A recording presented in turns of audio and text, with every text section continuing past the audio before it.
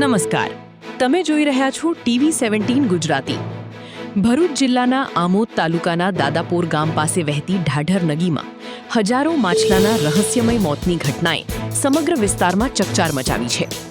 સ્થાનિકોના જણાવ્યા મુજબ ઘટના બન્યાના 2 દિવસ બાદ પણ જવાબદાર વિભાગોના અધિકારીઓ સ્થળ પર ન પહોંચતા ગ્રામજનોમાં ભારે રોષ જોવા મળી રહ્યો છે। નદીના કિનારે હજારો માછલા મૃત હાલતમાં પડ્યા છે, જ્યારે કેટલાક જળચર જીવ હજુ પણ જીવતા હોવા છતાં તડપી રહ્યા હોવાનું સ્થાનિકો જણાવી રહ્યા છે। મૃત માછલામાંથી ફેલાતી દુર્ગંધને કારણે જાહેર આરોગ્ય સામે પણ ગંભીર ચિંતા ઊભી થઈ છે। ગ્રામજનોનું કહેવું છે કે માત્ર પાણીના નમૂના લઈને કાર્યવાહી પૂર્ણ ન કરવી જોઈએ। જો નદીમાં ઝેરી રસાયણ, ઔદ્યોગિક પ્રદૂષણ અથવા અન્ય કોઈ પ્રદૂષક તત્વ છોડવામાં આવ્યું હોય તો તેની નિષ્પક્ષ તપાસ કરીને જવાબદાર સામે કડક કાયદેસરની કાર્યવાહી થવી જોઈએ। સ્થાનિકોનું વધુમાં કહેવું છે કે ઢાઢર નદી ખેડૂતો, પશુઓ, પક્ષીઓ અને અન્ય જળચર જીવસૃષ્ટિ માટે જીવનદાયી સ્ત્રોત છે। જો પાણી પ્રદૂષિત થયું હોય તો તેની અસર સમગ્ર પર્યાવરણ અને માનવ આરોગ્ય પર પણ પડી શકે છે। હાલ સમગ્ર મામલે લોકો સવાલ ઉઠાવી રહ્યા છે કે ઘટનાના 2 દિવસ બાદ પણ તંત્રની કામગીરી કેમ દેખાઈ નહીં અને જવાબદારો સામે ક્યારે કાર્યવાહી થશે। આ ઘટનાના ચોક્કસ કારણ અંગે સત્તાવાર તપાસ ચાલુ છે અને અંતિમ અહેવાલ બાદ જ મોતનું વાસ્તવિક કારણ સ્પષ્ટ થશે। સરપંચ, આજે જૂના દાદાપોર ગામની અંદર હજારો માછલીઓ વહેતી થઈ છે અને તેમના મૃત્યુ જાય છે, તે બાબતને લઈ આ અવારનવાર કેમિકલયુક્ત પાણી છોડવાના કારણે હજારો, કરોડો, લાખો, હું તો કે મિલિયનની અંદર હશે મચ્છી મરી જશે, એટલી મચ્છી જાય છે। અને આજુબાજુના આમોદના જે માછીમારા ખરા ને એ અહીંયાથી મચ્છી 7 થી 8 નાવરી લઈને આ મચ્છી મરેલી, જીવતી એ બધી લઈ જાય છે અને આગળ પહોંચતી કરે, સુરત છે, ભરૂચ છે, બધે પહોંચતી કરતા હશે। એ મચ્છી, કેમિકલયુક્ત મચ્છી ખાવાના કારણે લોકોને ઘણા રોગ થવાની સંભાવના છે। કેન્સરના જેવા રોગો થાય, એસિડિટી જેવા રોગો થાય, ઘણા બધા રોગો થવાની સંભાવના છે। આ કેમિકલયુક્ત પાણી અવારનવાર છોડવામાં આવે જ છે, કોઈ બંધ કરતા નથી।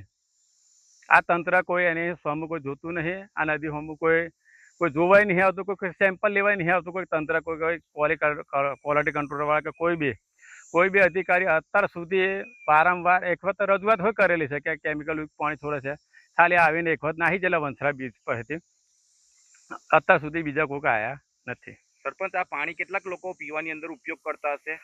આ પાણી તો ખેતીમાં પાણી ઉપયોગ કરતા, ખેતી જે ફળદ્રુપ જમીન છે ને તે જમીન પણ બગડે, એનીથી શાકભાજી બનાવે છે, શાકભાજી લોકો ખાતા હોય કેમિકલયુક્ત વાળી શાકભાજી, એટલે આ શાકભાજી કેમિકલયુક્ત શાકભાજી ખાવાથી ઘણા રોગો થાય, એવા લોકો પીડિત થાય એવું છે। એના કારણે હું આજે નદી કિનારે જોવા આવ્યો કે કેટલું કેમિકલયુક્ત, મને ગામ લોકોએ કીધું કે બહુ મચ્છી મરી જાય, કાલ આખી નદી ભરાઈ જતી। એના કારણે ખરેખર આજે તમે તમારી નજર સામે દેખશો કે મચ્છી જાય છે 5 કિલો 10 કિલો નંગ મરેલા, હવા હજારો જીવ મરી ગયા હશે। બીજી કઈ જાતિઓ અહીંયા આગળ આ પાણી પીવા આવે છે? જાતિ તો વાંદરા છે, મોર છે, બધા જ પક્ષીઓ છે અને એમાં એ હોય અમને નહીં દેખાતા। આ મગરો તો અહીંયાથી આ સિટી પર અમે ઊભા રહ્યા હતા, અહીંયા ઊભું ના રહેવા, તરત મગર આવીને આપણે ખેંચી જાય એવી સંભાવના હતી, પણ અમને તમે આ જોઈ શકો કે એક પણ મગર દેખાતો નથી ને આ મચ્છી તમે તરફથી લાઈવ જોઈ શકો છો તમે નદીની અંદર કે હજુ તો કેટલી મચ્છી મરી જશે હજુ આ તંત્ર ધ્યાન નહીં આપે તો। શું કહેશો આજે જે ઢાઢર નદીની અંદર અસંખ્ય માછલાઓના મૃત્યુ થયા છે તે બાબતે? આ અસંખ્ય માછલા મરી જવાનું કારણ એ કે અવારનવાર કેમિકલયુક્ત પાણી છોડવાના કારણે આ પાણી ખેતીમાં પણ વાપરવામાં આવે છે। આ પાણી ગામની અંદર પણ આ નદી ફેલાઈ જાય તો ત્યારે ગામની અંદર બોર્ડની અંદર ઉતરે છે, એ પાણી 5 થી 6 મહિના સુધી એ બોર્ડની અંદરથી વહેતું હોય, પાણી અંદર આવતું હોય, એના કારણે ઘરોની અંદર ગામના દાદાપુરના ગામમાં કેટલા કેન્સરથી પીડિત છે, કોઈ ચામડીના રોગથી પીડિત છે, કોઈ પથરીના કારણથી, કોઈ એસિડિટીના કારણથી પીડિત છે।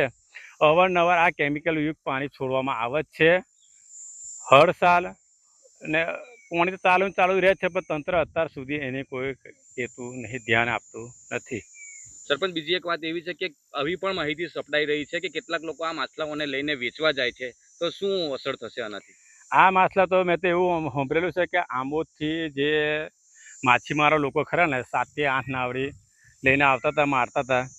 એ માછલી તો એક દિવસની 4 ક્વિન્ટલ 5 ક્વિન્ટલ લોકોએ મચ્છી મારીને લઈ ગયેલા છે, એવું પણ મેં જાણેલું છે. એના કારણે આ જ કેમિકલ મચ્છી ખાવાના કારણે લોકો આજુબાજુના સિટીઓમાં તો પહોંચી જ છે, એ લોકો હોય પણ પીડિત થાય એવું મને લાગે છે. આ કેમિકલયુક્ત મચ્છી ખાવાના કારણે લોકો એક દિવસ તો એવું મેં સાંભળ્યું કે 4 લાખની મચ્છી એક જણો મારી ગયો. એટલી બધી મચ્છી અહીંયાથી મારી જાય છે ને એ લોકો સુરત સુધી આ પહોંચાડવામાં આવે છે. આ મચ્છીના આ કેમિકલયુક્ત મચ્છી ખાવાના કારણે કેટલાય લોકો પીડિત થશે એવું મારું માનવું છે.